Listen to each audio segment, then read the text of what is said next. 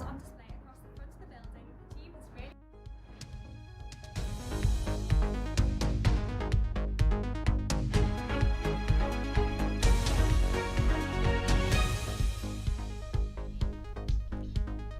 Hello and welcome to Quays News. I'm Katrina. And I'm Natalie. Our first story. As the nation gears up to get into the Christmas spirit, all over the country markets have been popping up. While there are the main Manchester Christmas markets in the past few years, Salford Quays has been getting involved in all the fun. The Makers Market has come back for very the 14th important. year. The market holds I don't over 70 stalls, including food, drink, artisanal crafts and artwork. It also hosts following, but most of the sales are from the markets, and we're everywhere. Like I'm in Leeds next week, and obviously Manchester Christmas.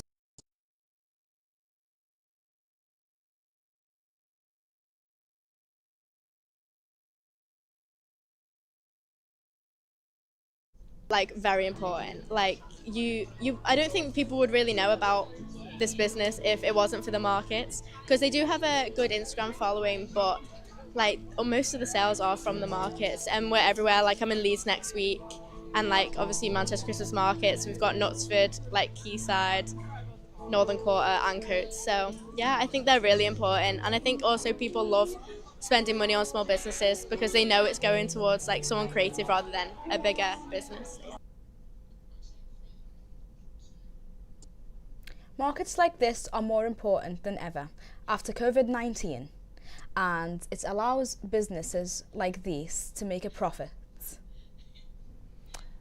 And this year, stalls like the Plant Studio and LFH Studio have been the centre of the people's attention. Salford residents are spoiled for Oh yeah, I love Christmas. Yeah, I love all the events and all the Christmas Day. It just makes you feel so happy and yeah, just love it.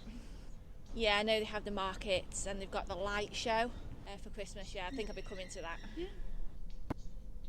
Salford residents are spoiled for choice in how to get into the Christmas spirit this December. There are more activities on offer than ever before, making celebrating the holiday only an easy walk away. Salford is stealing the show from Manchester by holding their very own Christmas markets in Salford Quays, Egham and Walkden. Oatsall Hall are holding a free Christmas festival this December, as well as Salford Museum, encouraging all ages to come along for a range of 8 events. So, if you're feeling like a Grinch this festive season, affordable celebrations and merriment lay just on your doorstep, whether you like it or not.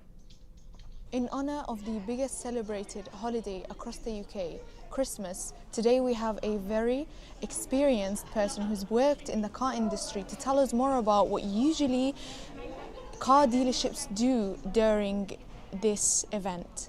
So Zuhair, could you please tell us, do car dealerships usually host any Christmas events, and are these events usually for engagement only, or are they just mainly part of the marketing strategy to boost sales? We host many events throughout the whole year, especially during Christmas time. The main events we hold is doing just Christmas parties for customer, and when they're there we try and show them new cars as well.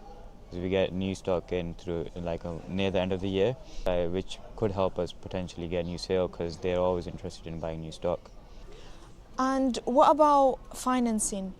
Does it change during Christmas compared to the rest of the year when it's about buying a car or leasing a car? Depending on the brand I work with, we do finance, or most people just pay for the car because the lease amount is about £200,000 for a car there, and we make sure the client's got enough money to actually buy a car before we actually speak to them about financing. But it depends on them if they want to finance, if they want to pay in full. That's completely up to them. Do cars manufacturers push out more offers to December, is Katrina or starting is now? that not what they usually do? The main brands, they don't do offers for selling cars or just during Christmas times, but we try and do more sales because end of year is a time where we have to meet our targets before the year ends. So we kind of have to make sure that we sell enough cars for the year, such as Rolls-Royce. I used to work there before. So by the end of the year, let's say if I was a sales representative, I had to sell about, from September onwards till December, I have to sell about 4 cars, and if I've only sold 2, I'll try and make a deal with the customer, or if you get this one as well, we'll knock this much off the car. What's this year's car Christmas theme, or do they normally have one? We normally don't have one, but this year I'm planning to get the dealership to have a Christmas themed car, because Ferrari, the colour goes along with Christmas is red. So we're trying to get a SF90 X6 Stradale in. Thank you for being here with us today, and have a good day, everyone. To mark the festive season in Salford, the Blackfriar has shocked passerbys with its extravagant Christmas decorations. The display has caught the attention of local media, with many now referring to it as the most Christmassy pub in Salford. Katie Hannock went to find out more.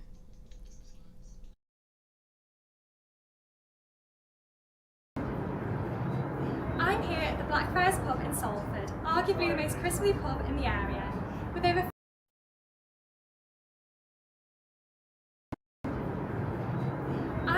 Blackfriars pub in Salford, arguably the most Christmassy pub in the area. With over 3,000 baubles on display across the front of the building, the team has really gone all out for the festive season. The display was designed by floral artist Kelly Louise Chapman and has been part of the pub's preparations for the festive season. And inside here in the tavern has been transformed into a real-life winter wonderland. Now, the UK are highly anticipating the Chancellor's budget statement with promises to prioritise the county's needs. A key concern, however, is the rise in poverty among children in the UK and what can be done to reduce it. With the Chancellor's budget being released tomorrow, MP for Bolton and Waterton South, Yasmin Qureshi, has urged Rachel Reeves to scrap the 2-child benefit cap. The cap currently prohibits families with more than 2 children from receiving extra benefits, which is currently having a devastating impact on low-income families. In Qureshi's meet with Salford social action charity Caritas, they stated that Salford families are currently facing a lot of hardship, with 3/4 of one particular school in the city having children living in poverty. Families with more than 2 children continue to struggle with childcare and affording nurseries like this, which go on to impact further educational experiences, with children coming in hungry and from cold and damp houses, further putting them at a disadvantage. However, it is speculated that this policy will be removed in tomorrow's release, and in the letter to the Chancellor, Qureshi stated, "I know the Chancellor has tough decisions to make, but this is a choice between continuing down the path of austerity or providing hope and opportunity for our children in the future." Chanel French reports, Quays News. November is Men's Mental Health Month, a month to try and break the ice around difficult conversations. Our reporter Lewis Evans met up with Charity's CEO to discuss more. November is Men's Mental Health Month, a time we not only take to remember those we've lost due to mental health struggles, but to also attempt to break the ice around the conversation of men's mental health. A charity organisation based here in Salford, Heads Up Gentlemen, is attempting to break that stigma and is attempting to get a group of men together weekly to discuss their mental health in an open and honest space. I caught up with their CEO, Jeff Morwitz, to discuss the work they do and why it's so important for men to talk openly and freely about their mental health. Heads Up Gentlemen, it was through my own experience, struggling with my mental health at the time. I fell into a depression a couple of years ago. Went to my GP. He actually referred me to some professional counselling, but in the meantime, it was almost 9 months before I got that help. And within that time, I actually tried to take my own life, because it was too, obviously, the wait time. I feel the reason why we strive and we've got a good following, I feel that it's that lived experience. I think it's key for a support group. I know a lot of the guys feel like if it gets too clinical, they feel like out of place, uncomfortable. Where with our group meetings that are weekly, it's more of a relaxed atmosphere. Like I said, that lived-in experience with a wide range of our members having different conditions. I asked Jeff to explain why he thinks men are too afraid to talk about how they feel and what is stopping them from talking to others. Yes, just with today's society, again, men are always told to keep quiet, keep your head down and just get on with it. That's definitely not what our message is about. Our message is speak out, stay strong. Yeah. More than 75% of suicides in the UK are committed by men. 40% will never open up to anyone.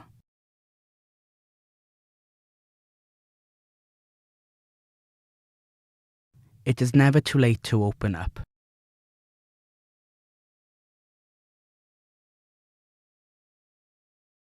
It is okay to not be okay. Charlie Watkins is here to give us a roundup of today's weather. Alright guys, let's take a look.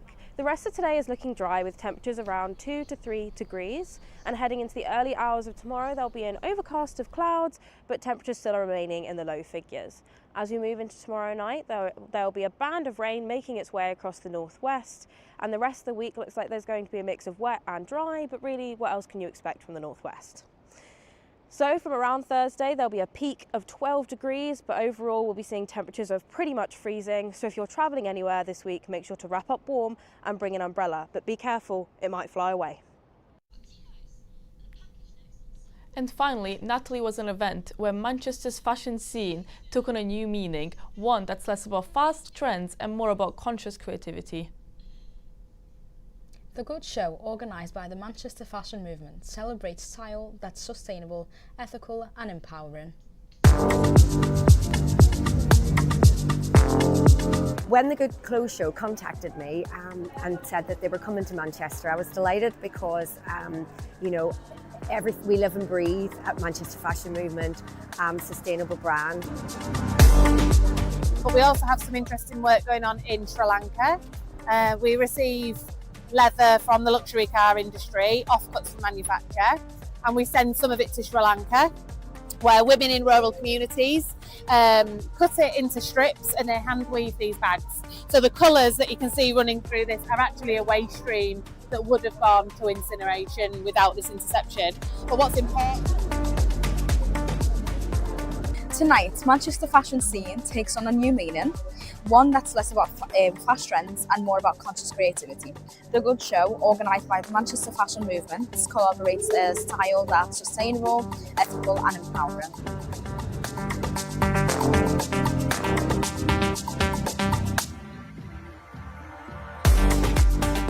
It's all natural fibres, there's nothing synthetic in it, and it's a bit of the classic, like, you pay a bit more, but that's your life sorted then.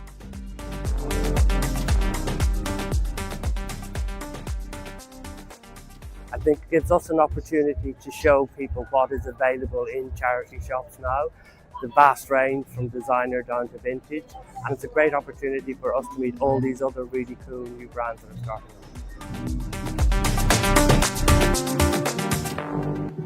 This was a long dress, there was lots of layers, it was a nice corset vibe. This was by the amazing designer Emma. It was very, very dramatic, very princess core, absolutely loved it. Being able to be involved in something like the Good Clothes Show, where they also champion independent brands and brands who have a focus on sustainability, then it was vital that Manchester Fashion Movement got involved so that we could represent as many brands as possible and creatives in the city who have a passion for a movement like Manchester Fashion Movement.